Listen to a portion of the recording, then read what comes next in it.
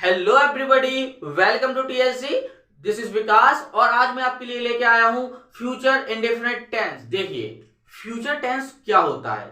जब आप कोई काम फ्यूचर में करने वाले हो, मींस आप भविष्य में करने वाले हो, वो फ्यूचर टेंस होता है। अब हमें ये देखना है कि हम फ्यूचर इंडेफिनिट टेंस पढ़ना है, तो हमें फ्यूचर इंडेफिनिट टेंस को हम पहचानेंगे कैसे।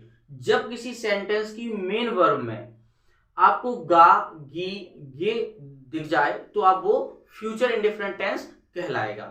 अब फ्यूचर इंडेफिनिट टेंस में जो हेल्पिंग वर्ब यूज होने वाली है वो कौन सी होगी? विल और शैल का यूज होने वाला है। सो सबसे पहले यहां पे देखिए, थोड़ा सा देखिए, गा, गी और गे सेंटेंस की मेन वर्ब में अगर आता है तो वो फ्यूचर इंडेफिनिट टेंस कहलाएगा।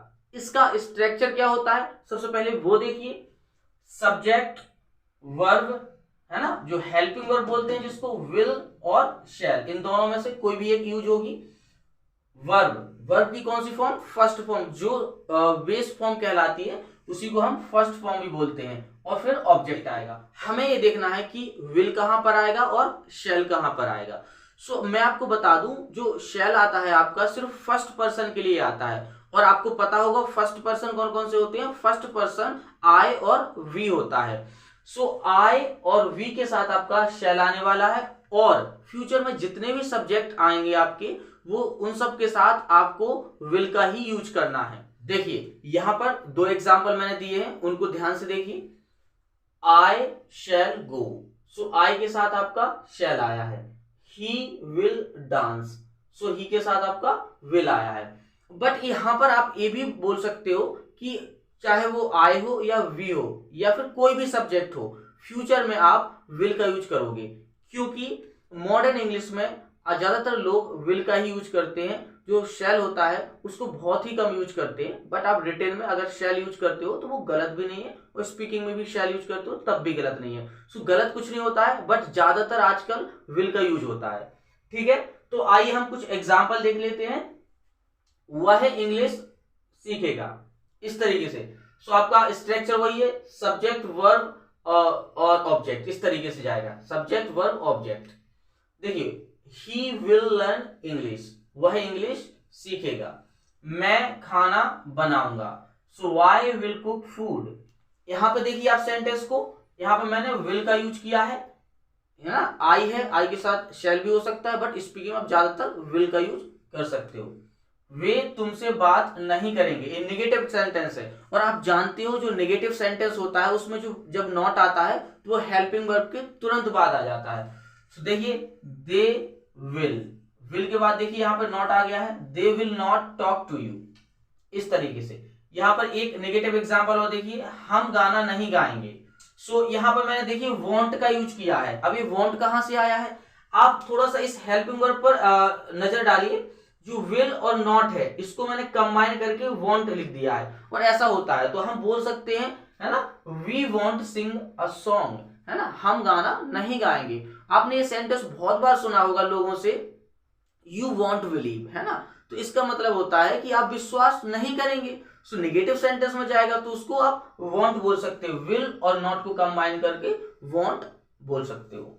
देखिए, इंटेरोगेटिव एग्जांपल देखिए। इंटेरोगेटिव क्या होता है मैं आपको पहले ही बता चुका हूं पिछली वीडियो में, कि इंटेरोगेटिव सेंटेंस हमेशा हेल्पिंग वर्ब से स्टार्ट होता है। सो देखिए, विल यू लर्न इंग्लिश, क्या तुम इंग्लिश सीखोगे, है ना। विल यू लर्न इंग्लिश, इस तरीके से आएगा। डबल इंटेरोगेटिव क्या होता है? डबल इंटेरोगेटिव सेंटेंस उसी क्वेश्चन वर्ड से स्टार्ट होता है जो सेंटेंस में क्वेश्चन वर्ड दिया होता है। देखिए यहां पर क्यों दिया हुआ है। सो वाई मीन्स होता है क्यों। So why will you call him, है ना, तुम उसे क्यों बुलाओगे। यहां पर अगर आपका क्वेश्चन वर्ड चेंज हो जाता है, इसमें आ जाता है कब बुलाओगे, तुम उसे कब बुलाओगे। सो यहां पर कुछ भी चेंजेस नहीं आएगा, यहां पे वाई के जगह पर आपका व्हेन आ जाएगा। सो इस तरीके से आप क्वेश्चन वर्ड को चेंज करते जाओगे और यहां पर सेंटेंस आपका सेम रहने वाला है। देखिए यहां पर देखिए, जो सब्जेक्ट और वर्ब का कॉम्बिनेशन है उसको हम किस तरीके से बोलेंगे, है ना। ही विल को हम किस तरीके से बोलेंगे? हिल, है ना। शेल, शी विल को शेल। सो बेसिकली आपको करना क्या है, आपको इल ऐड कर देना है, इल। सो आपके ऐसे सब्जेक्ट्स बन जाएंगे। देखिए कुछ एग्जाम्पल है मैंने दिए हैं यहाँ पर, उनको थोड़ा सा ध्यान से देखना है ना, कि ये जो सब्जेक्ट्स और ये हेल्पिंग वर्ब है इसको कंबाइन करके हम बोलेंगे कैसे, और सेंटेंस में किस तरीके से हम यूज करने वाले हैं। वह मुझसे बात करेगा, ठीक है, तो इस सेंटेंस को हम वैसे ही बनाएंगे सिंपल जो मैंने अभी बताया है, he will talk to me, ठीक है।